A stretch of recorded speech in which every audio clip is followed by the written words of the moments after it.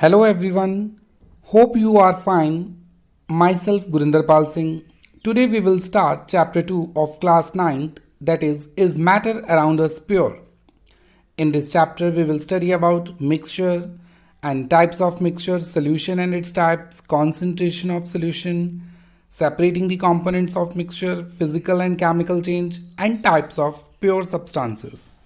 We come across different substances like water that we drink, salt that we add in food for taste, milk that we drink as it provides us with calcium and other minerals, soaps that we use to wash clothes, paint that we use to color walls, and so on.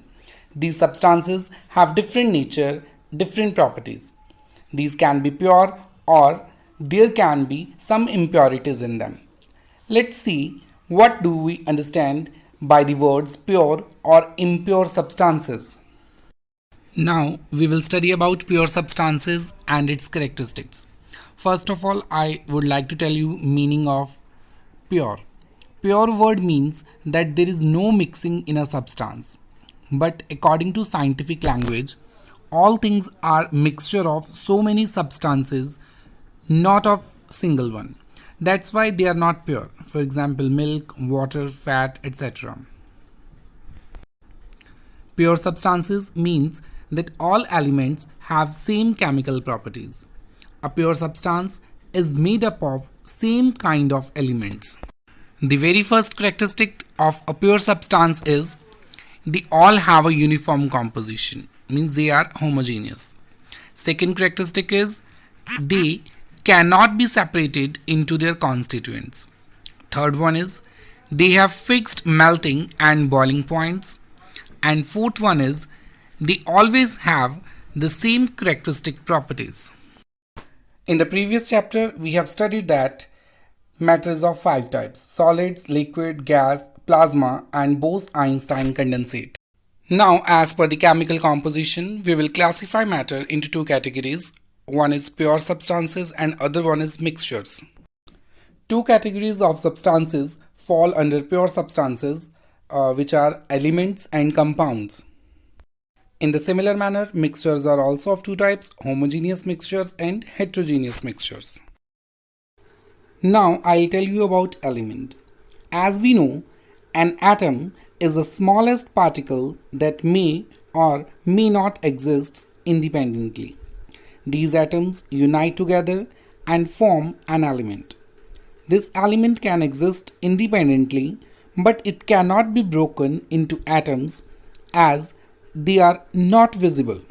About 118 elements, yes, 118 elements are known so far, and still many discoveries are in the pipeline.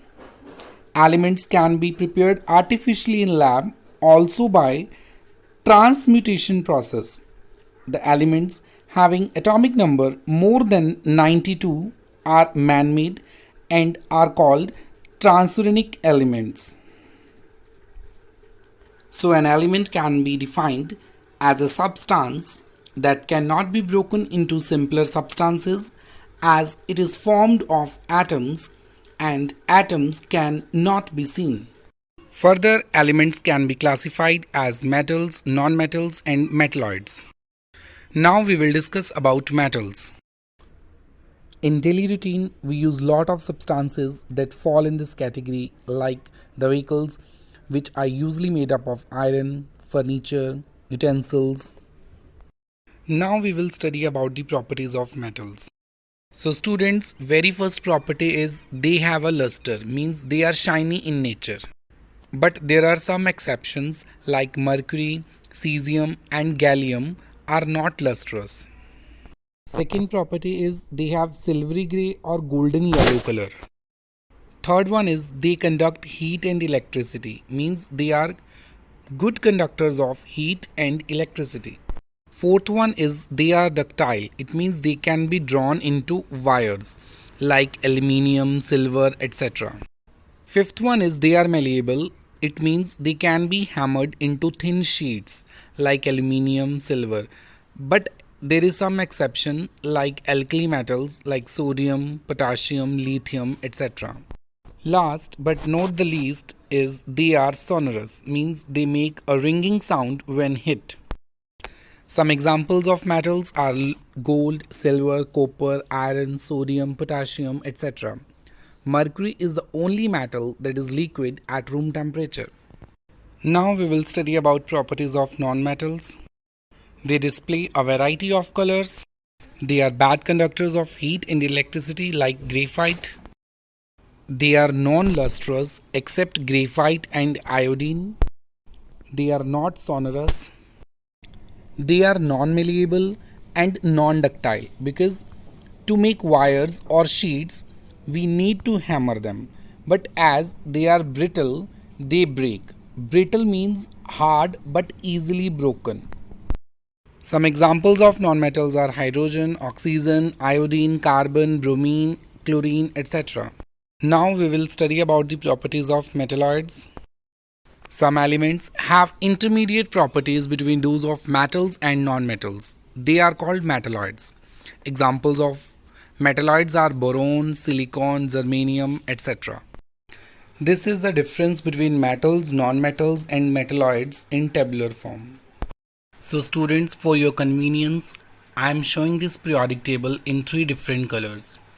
So red color elements are metals, yellow color elements are metalloids, and blue colored elements are non-metals. Now students, one confusion may occur to you, that is, what's the difference between atom and element? Some students may got confused that whether we can say atom to element or element to atom. Here I will clarify this doubt. Let's start with atom. As you know, what is atom? Actually, atom is the smallest particle of any matter. Means we can say that any substance that you are observing on this earth, just start breaking down it. Break down and break down. At last, what you will find that condition came where you can say that now smaller than this is not possible. This is called atom. Whether you do this with any physical process or with any chemical process, at last you will reach to that stage where all methods of the world you will use, but you cannot break down it further. That particle is called atom. For example, hydrogen atom, oxygen atom, and many more. Now I will talk about element. An element is a substance that is made entirely from one type atom. So element is that which is made up of one type of atom. Like we take carbon, like coal. We know that coal is carbon. You just try to break down and break down into small pieces. At last, what we will get? We will get coal. Means composition of carbon. Like when we will take gold and when we will try to break down it, finally we will get atom of gold only, not atom of any other element. Now we can say that element cannot be broken down into simpler substances by any physical or chemical processes. Means whether you do physical processes or chemical process, just do breakdown and breakdown, but at last you will get the element of same atom. After breakdown, you will get carbon, not hydrogen or oxygen. No different thing you will receive. From which material it is made, you will get the same. So any substance to which when you break down and at last you will get atom of same element, that is element. Means when a substance is made of single type of atom, it is called element. So atom are the smallest particles and elements are the composition of atoms or combination of atoms but of same type. To know more about elements and atoms, this is the difference between them in tabular form. Hope I am able to make the clear distinction between atoms and elements. Now we will study about compounds.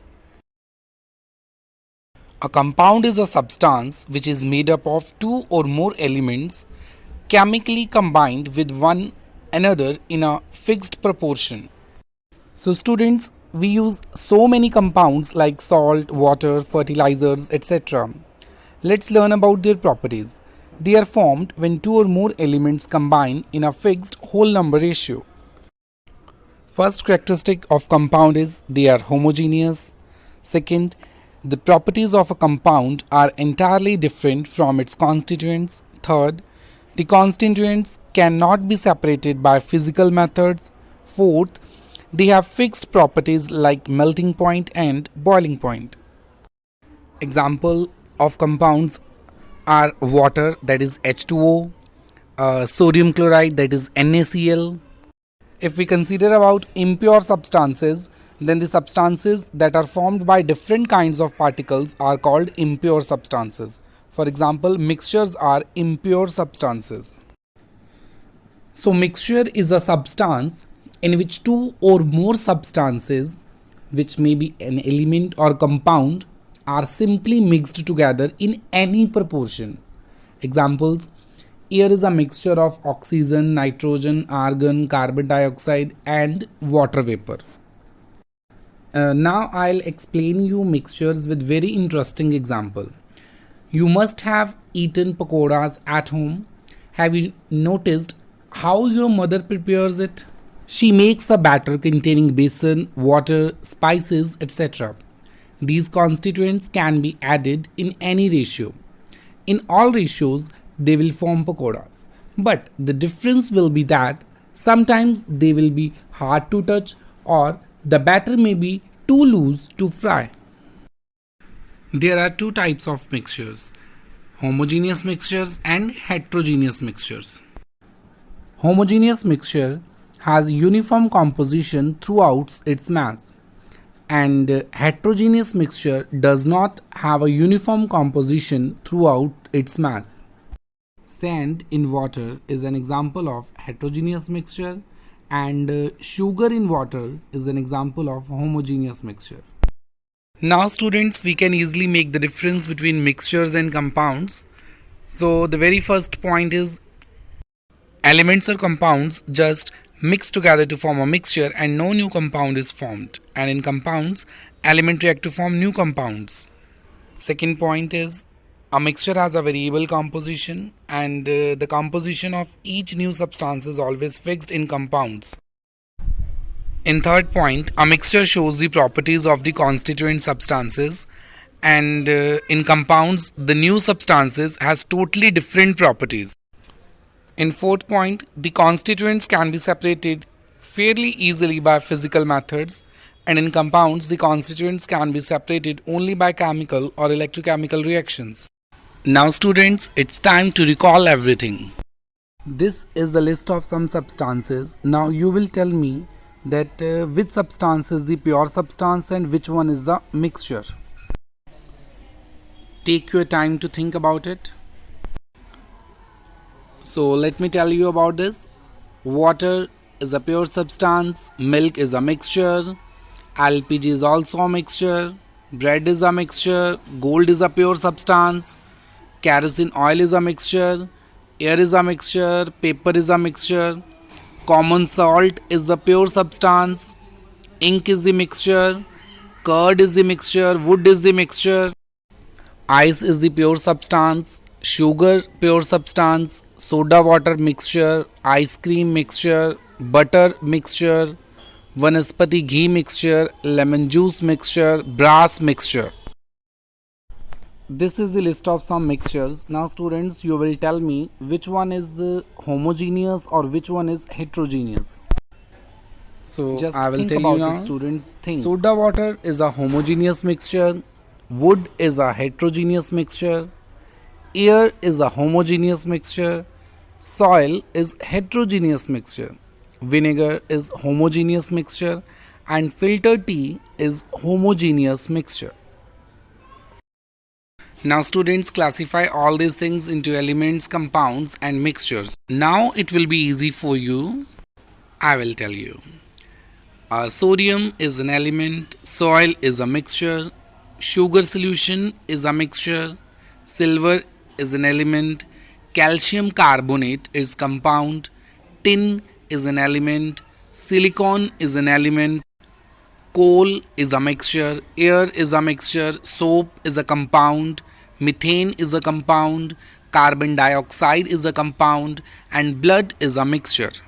So students, in this video we have studied about elements, compounds and mixtures. Matter is classified into pure substances and mixtures. Pure substances is further classified into elements and compounds, and mixtures are further classified into homogeneous and heterogeneous mixtures. Hope you liked this video. Thank you so much students.